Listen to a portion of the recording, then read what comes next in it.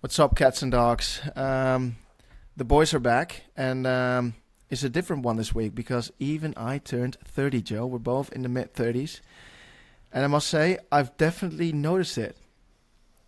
Do you feel wiser now you've hit 30? I feel wiser, and I also think that running has come, like, easier.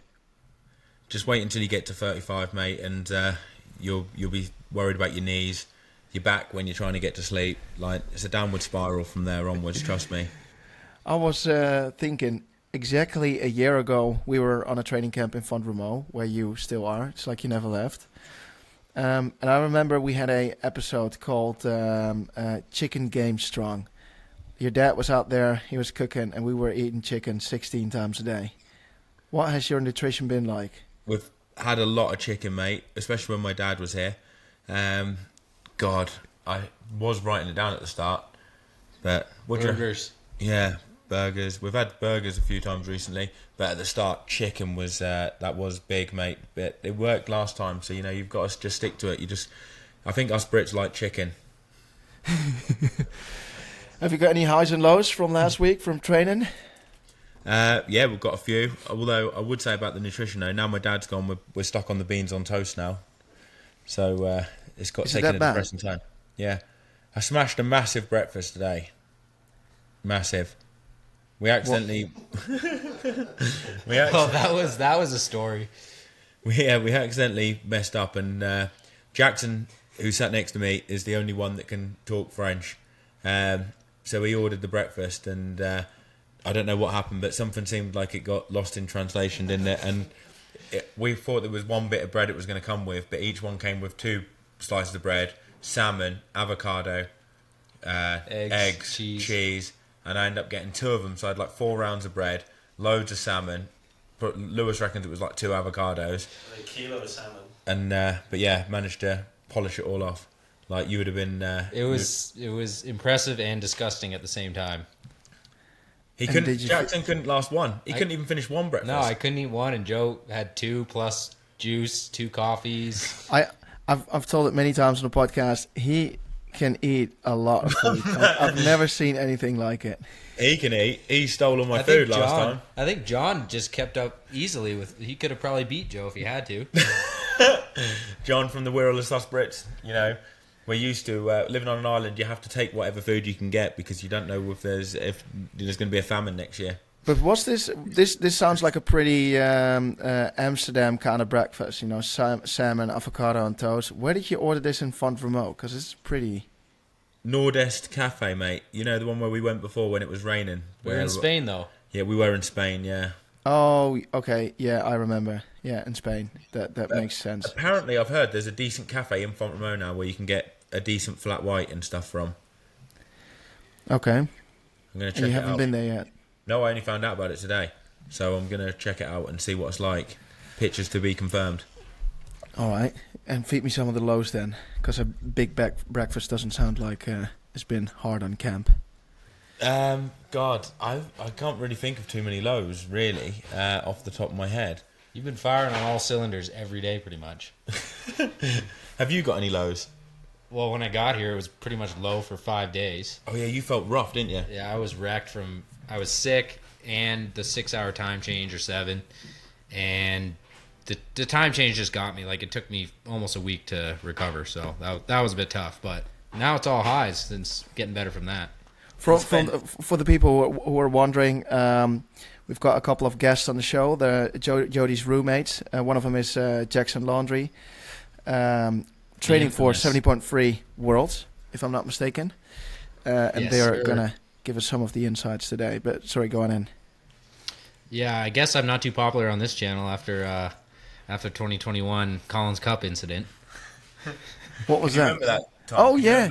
I remember that. Was it during the pre-race chat or something? Yeah. Him and Metzler were trying to rinse me, weren't they? And then he goes and gives Sam Long a penalty, doesn't he, last year at 70.3 Worlds? Okay. He's the bad boy at triathlon. Yeah, not Sam Laidlow. It's me for sure. So, do you want to hear a low of mine? It's a massive low. It's actually I was on a long run yesterday, and the run form was my high, but actually getting towards the. Have you got your windows open? No. Why? Because I can hear the wind blowing. Can you? Yeah. Oh, Well, there we go. that's the Normatex probably. The Normatex? No, Yeah. the wind probably did blow right on it. You know like them boots that go on your legs. Like John from the Wirralls, like taking his recovery super serious. You know, he's a top age grouper. Yeah. Joe never listens to any podcast, I think.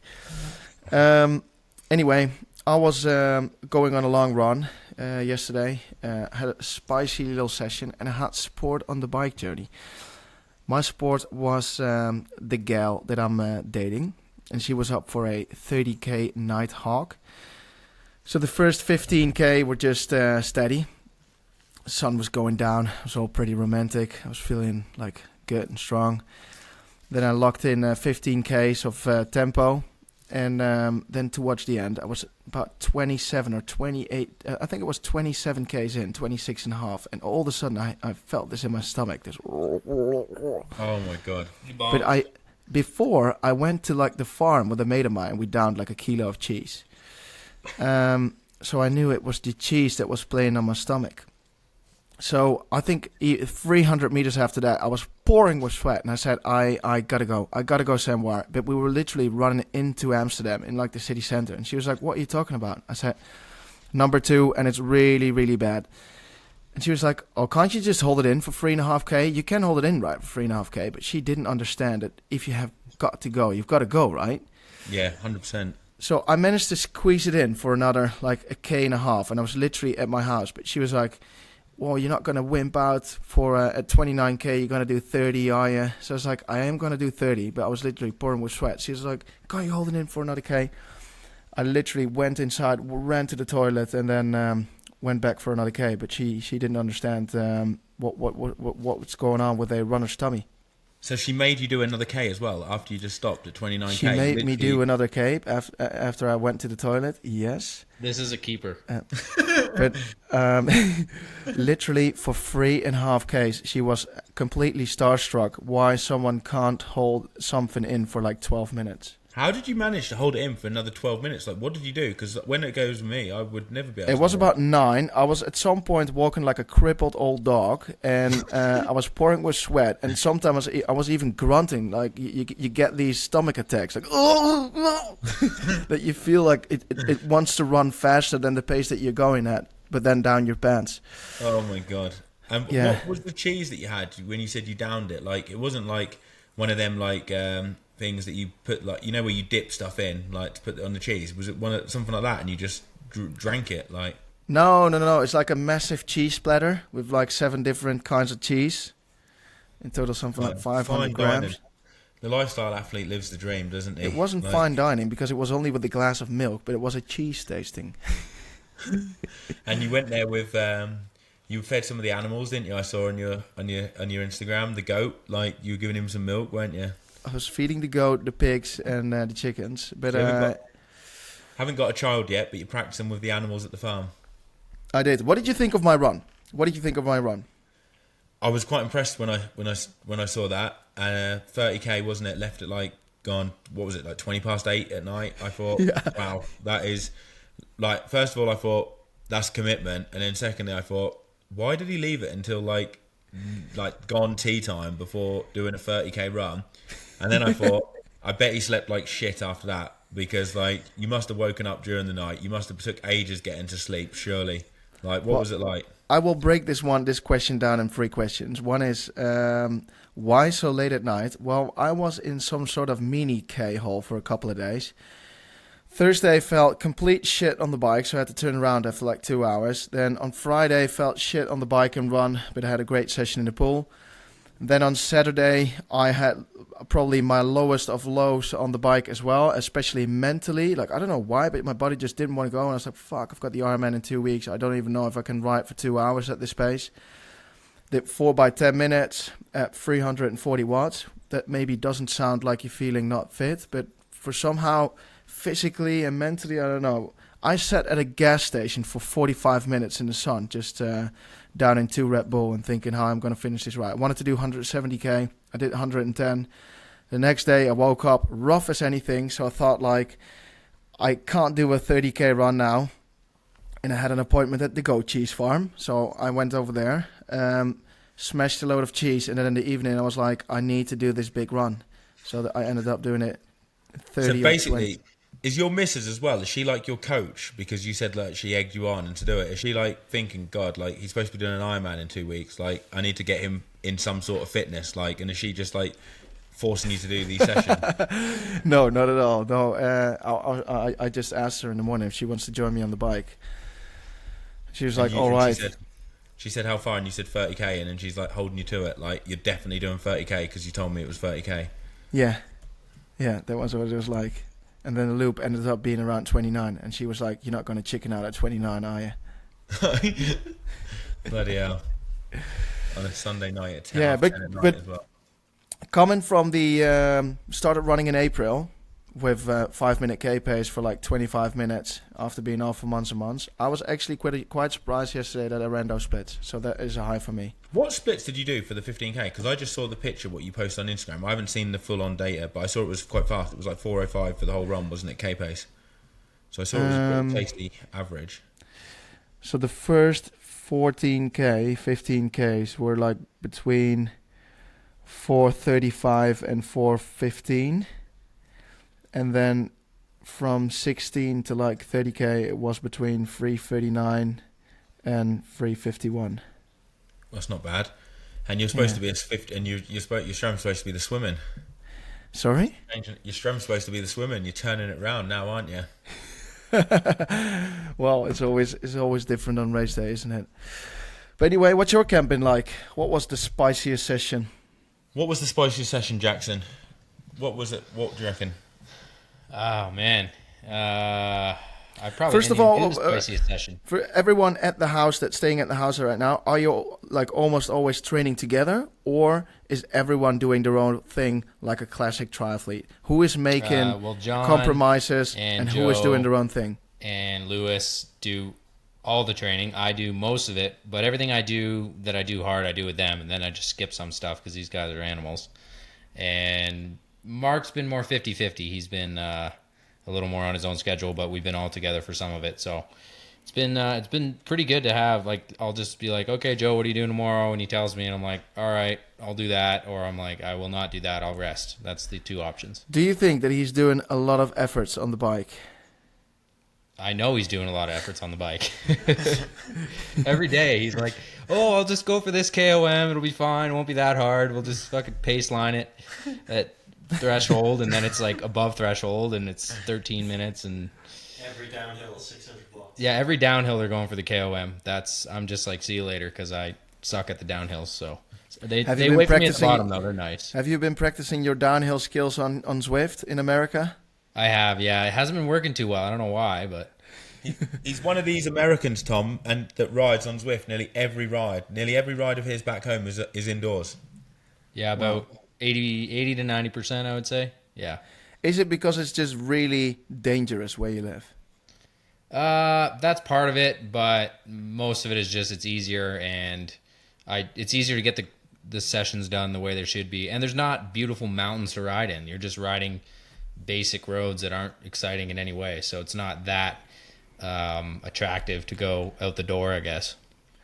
But one of the hard things I find is if I'm always doing it on Zwift, I'm basically just sitting on my own in my living room on my bike. And part of, for me, this is personally speaking, is also the fun, like riding with other people and like having a bit of chat and feeling that you're not not really in it alone. Do you find it hard, or do you find it really like this is what it takes to get to there the most efficient way? Well, we have like a good group that just ride on Zwift together for all the hard workouts. So if anything, it's more social than if we're doing outside, because we ride with guys who are like, 3,000 kilometers away and stuff. Right. But also I mostly just have noticed the more I ride on the trainer, the stronger I get in racing as well. So it's been the last couple of years I've done more and more and more on the trainer, and I've just gotten stronger. So can't really argue with the results. But definitely when I'm in an area like this that's like mountainous, I get the resistance and the strength I need, and I don't need to ride the trainer. But when I'm back home, if I'm riding outside, I don't develop the strength that I need. And I think majority trainer is better for me in that sense. Well, I do think. Sorry. And I would say Mark the Shark, like who's with us, who you say like, do we do efforts every day? He's one to do efforts every day. Like I think you do more efforts than me on the bike. 30-minute efforts the other day, 3x30. Today we thought it was going to be an easy ride, and then last 10 minutes he popped in and said, I've got to do 5 by a minute, big gear up the hill, smashing it. He loves it. All right. And who do you think, like, if you stare each other in the eyes in the room, is going to be in the K hole as like number one out of the camp? John's the fucking big dog. According to my YouTube, it would probably be me, because someone commented on it and said your eyes are all puffy and swollen. Have you got a food intolerance to something? That was why I got come up on my phone as a notification. Have you already been feeling really tired, or you still been feeling pretty fresh? Because you're like halfway in. I feel fine. Like my legs felt like heavy leg today, but physically I feel absolutely fine. Like I'm raring to go, mate. Yeah, Joe doesn't fatigue, is what I've been gathering. Fair enough. We've got a tasty session tomorrow, which we'll definitely see probably someone in the K-hole. Swim session in the morning, which is like a threshold one. What time? What time in the morning? Mate, what do you reckon? What do you think would be a committed swimmer, a committed triathlete? Committed swimmer, like committed triathletes like us, like you and me? Yeah. 9:15, 9:30. 10 o'clock. So, 10 o'clock? Yeah. You're thinking that's that'd be quite nice, aren't you? That'd be really nice. Yeah, and then a bike run session, probably like 4:30, something like that. You know the TT triangle where you've got the com?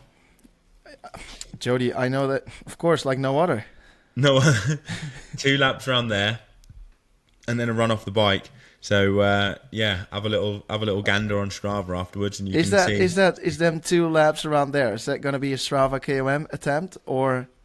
Well, it's going to be flat out, but I don't think I've got it in me to get the com, unfortunately, back off you at the moment, unless I've got some people to do it with. Why do you reckon? Do you reckon our form last year was pretty? Does it scare you looking at the numbers again? I think me and Tom Decker did so much work on the bike that when you went past, dude, I haven't seen Thomas Decker at that ride at all. I was actually quite surprised. If I still can look up that file, I think I averaged something like 390 on that loop with you. Really? What was it again? 17 minutes? No, it was only 10 or 11 minutes. 10 or 11 minutes? Yeah, 46 k's an hour. But it's got a nasty climb at the start, isn't it? Yeah. That is actually pretty... I really like that loop. I know. Not because I've got the KOM, but I really like that loop. Yeah, you just like it a little bit more because you've got the com on it. All right, so what's the run session tomorrow? So you're doing 2 loops around the lake, but it's only 20 minutes.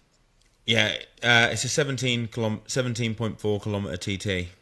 So 23, 24 minutes, and then a run off the bike, probably 10 k's worth of efforts, something like that. Maybe a longer one at the start, and then some faster stuff. I've actually found a really good 1k loop, which is marked out every 100 meters, which was probably there last year, but we just didn't know it was there.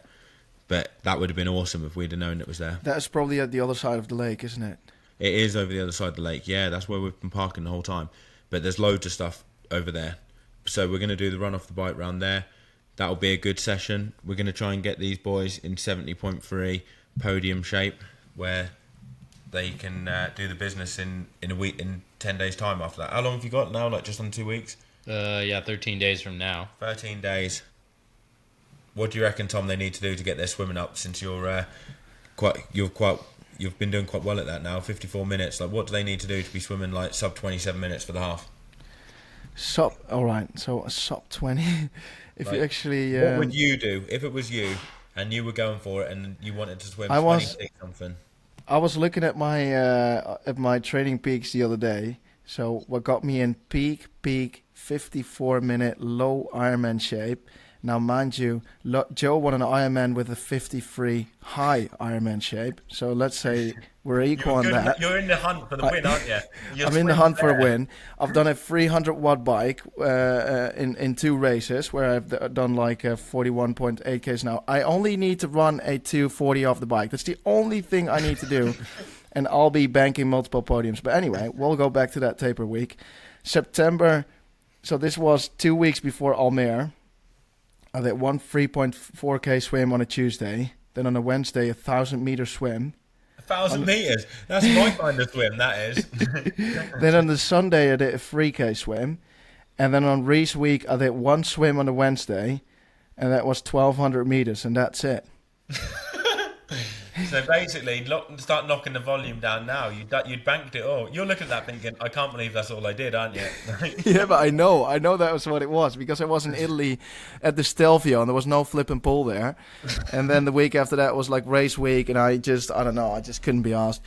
I did one swim and I thought, like, you can only overdo it. What was the key session then from the week before? There must have been some swim like where you did like some kind of intervals or something.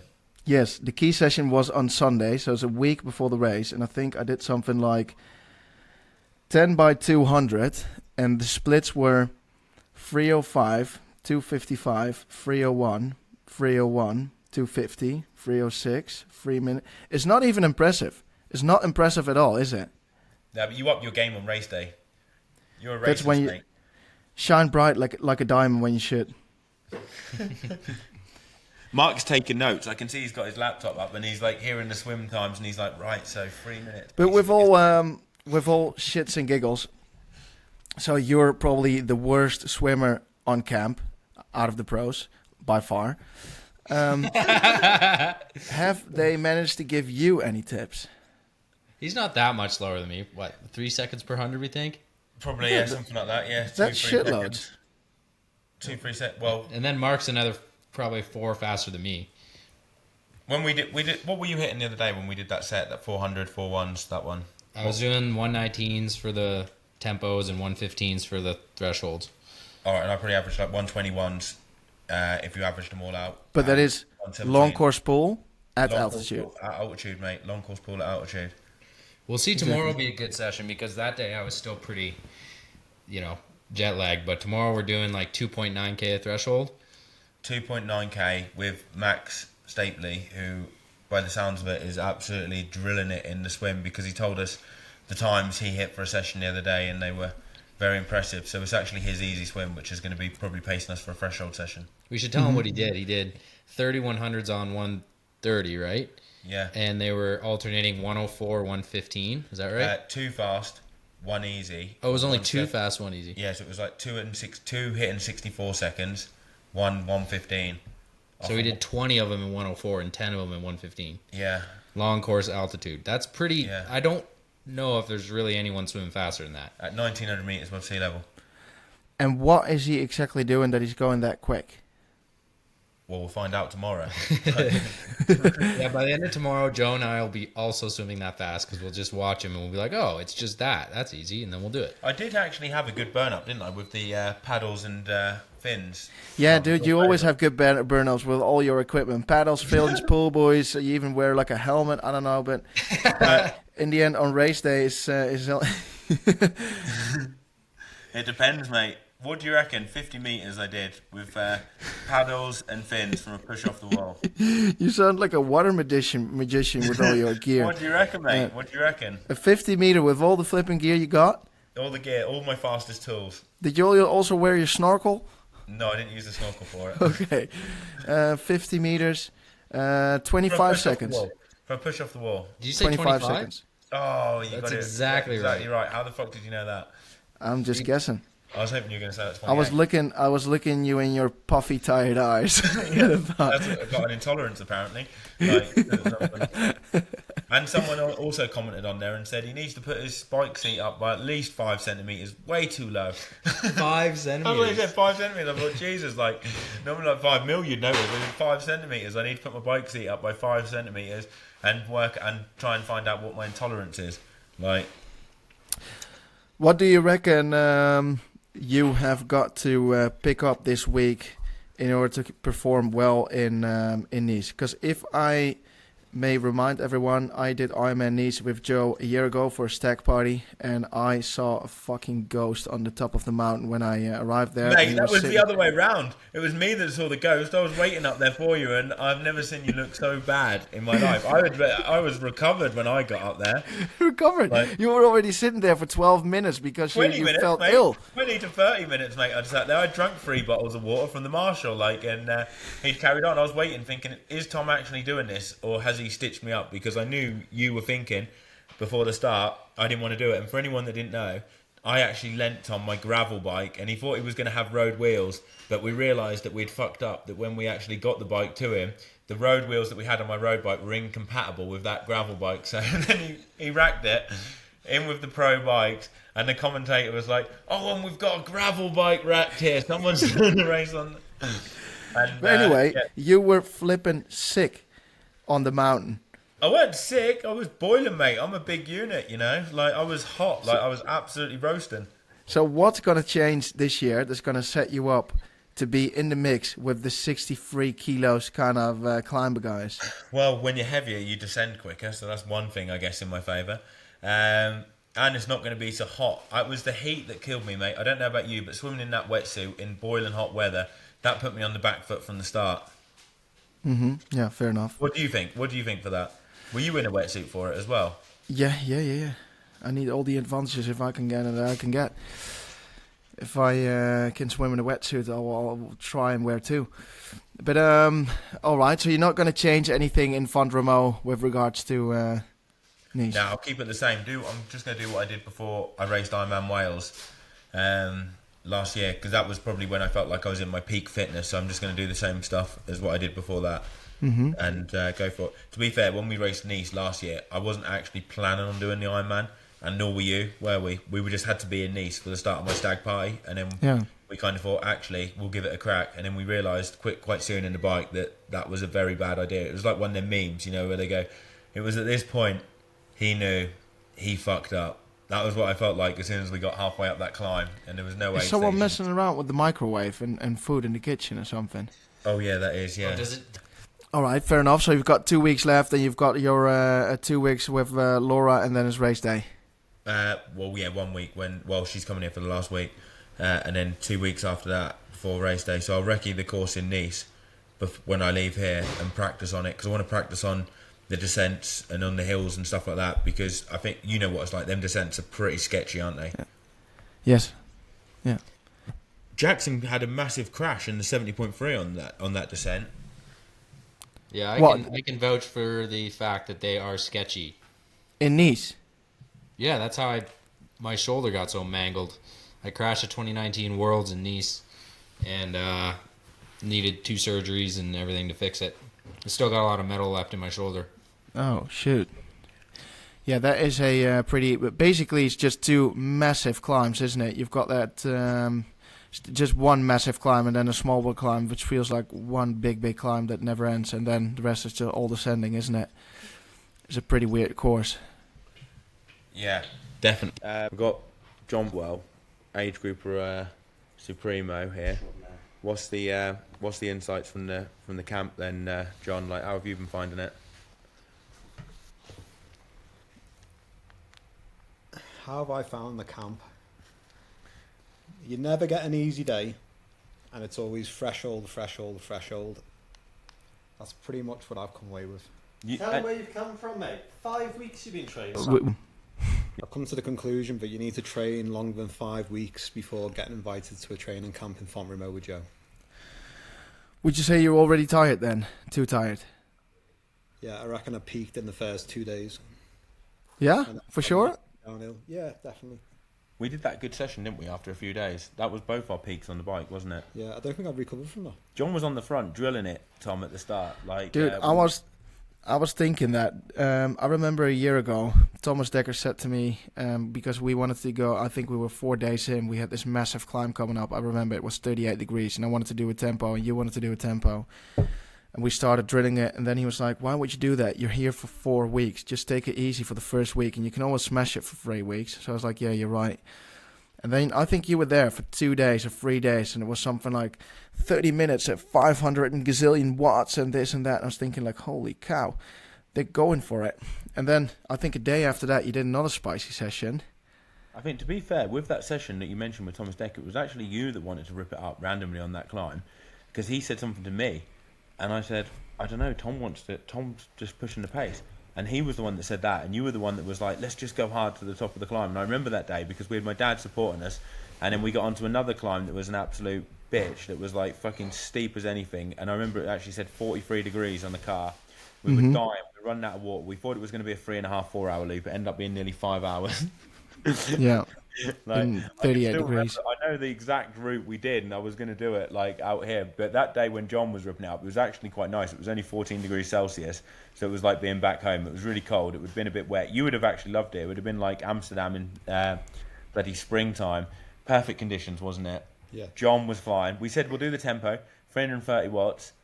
Like after the harder efforts, I was on the front. Then 15 minutes into it, John comes past and just starts whacking it up, and ended up averaging like 350. But it just obviously wasn't fast enough for him, Tom. You know, he just likes to put himself in the hurt locker. And now, that was the last time. That was the first and the last time I was on the front. yeah. What's happening now? I'm just literally just sitting on the back, getting towed around everywhere. But you do like the descents, don't you? Oh yeah, that's my best bit. That's because I'm pretty heavy and I fly down pretty fast. The descents, he's been shredding it. Yeah, he's a former motorbike rider, so he knows how to corner well. All right, and what? Say about me, Tom, as well, using a lot of tools in the pool. But I think I found someone here who's met my match, because John loves paddles in the pool, don't you? Well, don't give all the secrets away. Yeah, but he's allowed to, because he's racing in the age group ranks, and you can get away with anything if you're an age group, because you can always say, yeah, but I'm an age grouper, so doesn't care, it doesn't matter. Yeah, you're the struck pro Joe. Pool boy paddles, fins, form goggles, Garmin watch, you name it. Snorkel. Using it. Yeah, I guess when you're a front pack pro like myself, you can't use all that all the time, can you? No. You've witnessed me making the front pack, Tom. Say that again? When you're a front pack pro like myself, you can't use stuff like that all the time, can you? You've got a reputation to uphold. You have got a reputation, and if it wouldn't look funny, you would also wear a swim skin in the pool. Yeah, we wear them too. We were. Yeah. Shall we go over to a bullshit buster or Instagram post of the week? Yeah, go on then. Have you got one? Have you got one? A bullshit buster. Someone did send me one actually, but I can't think off the top of my head what it was. But I have seen one. You must know one because you've brought it up. I haven't seen a bullshit buster lately.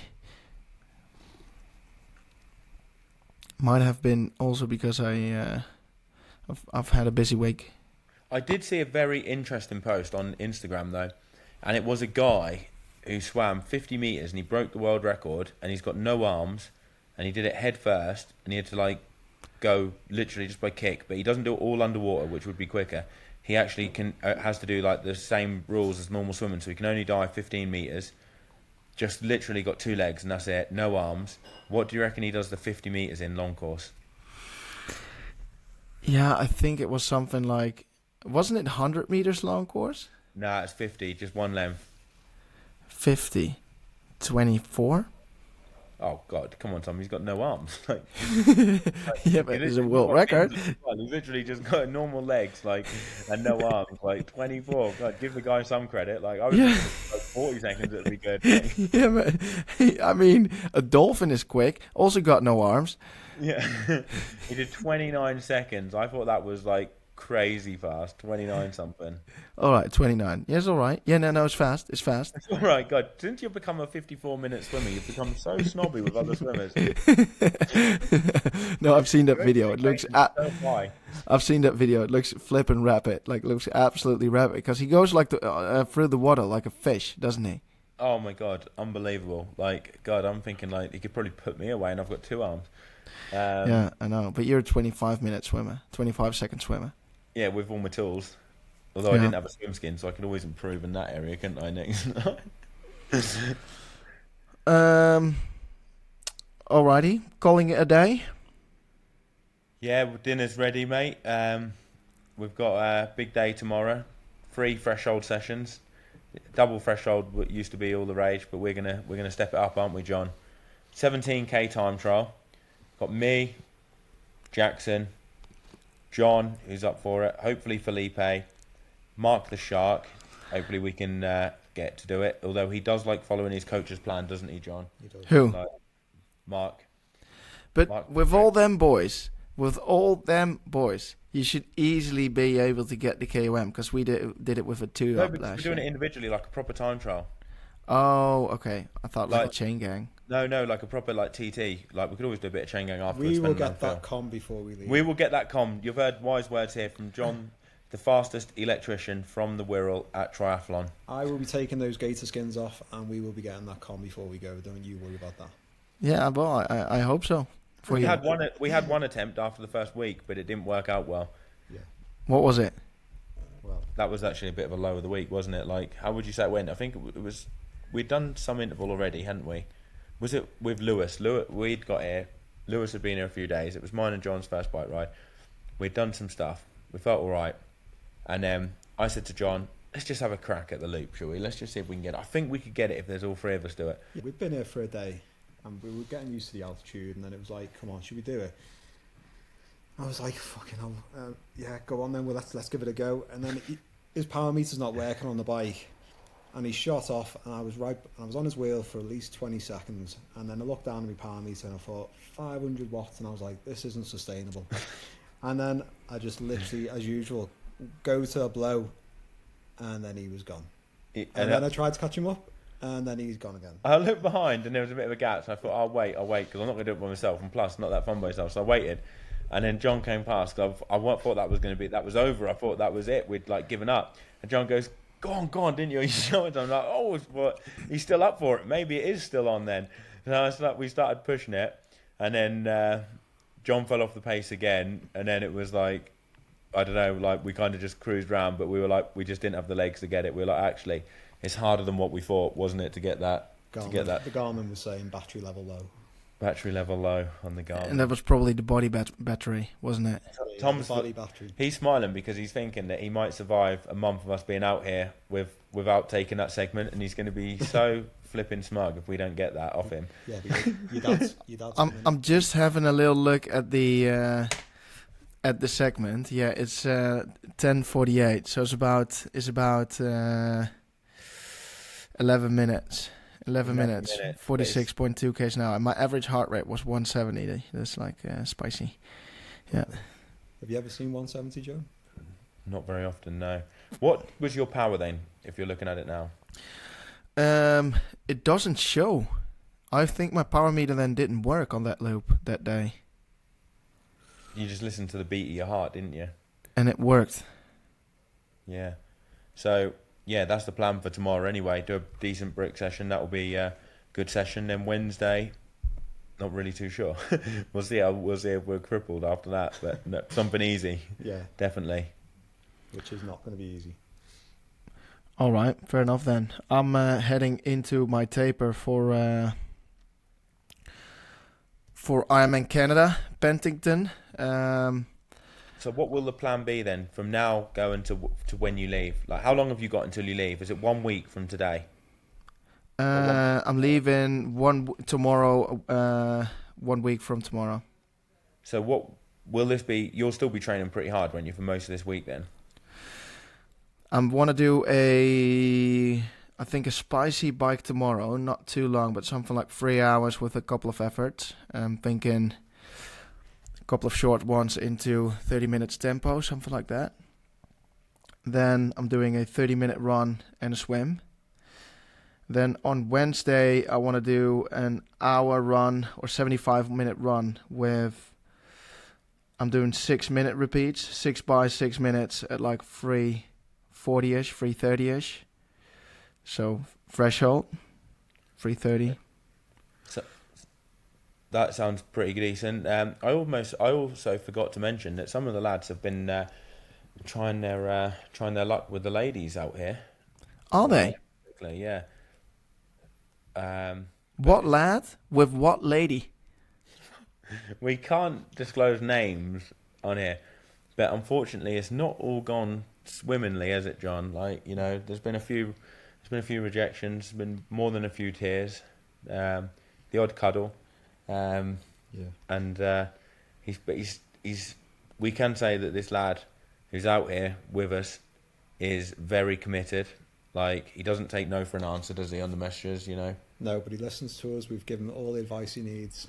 John wrote an Instagram message that he slid into the DMs with. All right. And would you say this 6-minute threshold interval session of mine made you think of the ladies? I just thought about it when you were saying about the bullshit buster and stuff. It came to my head, and I thought, oh yeah, unlucky with the ladies. Is that a high or a low, or is that a bullshit buster? It's probably a low. DMs don't always work. It is a low. Maybe he had a high, but it ended up being a low. And I didn't know that actually a good technique to get a lady's attention is to unfollow and then follow. Because then when they look on their Instagram, you appear at the top of the list, like as you've just followed, even though you were following them before, but they didn't know you were following them before because they didn't know who you were. I didn't even know that technique. But what about so the lady in question? Is she in Font Romeu? She is, yeah, at the moment, currently as we speak. And what would why wouldn't you step up the game and just be like hello in real life instead of the follow unfollow? And I'm liking and I'm gonna like your bikini pictures on Instagram. He did chat to her in real life. Yeah. And then thought, actually, I need to take things further.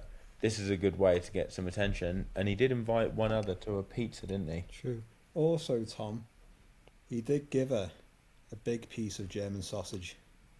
He shared it with her, and she took it. You guys are hanging out with too many dudes out on camp. She said the sausage looked rank, though, because the skin was falling off the side. All right. I think that's enough for today. That's enough. If you are, by any chance, a woman that's like, I think it is really sexy when a guy... Give some triathletes some tips. Like, some of the lads here are dying, mate. They've been away for nearly 4 weeks. You know, they've not seen a woman before. You know, even some of the men are starting to look attractive to them. Like, they need some tips from some of the women that listen to this. Yeah, I know, but I can tell you one thing, that following, unfollowing, and liking bikini pictures and sharing a ranked German sausage is not going to bring any romance to any room, and it's going to make... It's not going to make any women feel any special, because she'll... said, mate, it wasn't me. I know. But you can tell to this person that if that's a fuckboy technique. Yeah, well, I'm not saying it was good technique. I'm just giving you the lowdown, mate, on what happened. Like, I'm not saying it was not. Like, don't blame the women. Okay. I've also lost both games of poker I've had out here as well, which is a bit frustrating because normally I do all right back home, but I've been getting absolutely my pants pulled down out here and done terrible. Yeah, because your poker face with your puffy eyes just is unbelievable. Like, people don't believe it. They're like, oh, he looks like he's got good hand. Oh no, he's just suffering from It's allergies. the puffy eyes again. Milk. But yeah, I'm traveling out next week on Tuesday, and I'm training hard till probably Saturday. Well, not super hard, but just some spicy sessions, shorter, spicier sessions. And then I'll be off to Canada, where it's currently 38 degrees. Warm blanket will await me at the airport. 38 degrees. That's what it is that you're going to in Canada. Yeah, it's going to be... Oh, so today's 36, tomorrow's 37, 35, 36. Jesus Christ! How are you going to cope with that then? You don't even cope well in like Norwich when it's hot. Mate, the luck of the dice. I'm just gonna hope that like Cork, that it's gonna be 20 degrees and rain on race day. I've now got it up on Penticton. Oh my god, mate! It does cool down though towards the end of the week. Yeah, I can see it. Like on next Monday, so the day before you fly out, it goes down to 21. But then like the end of this week is 37 Celsius. So you could get lucky and get a fluke day where it's 21 degrees. Yeah.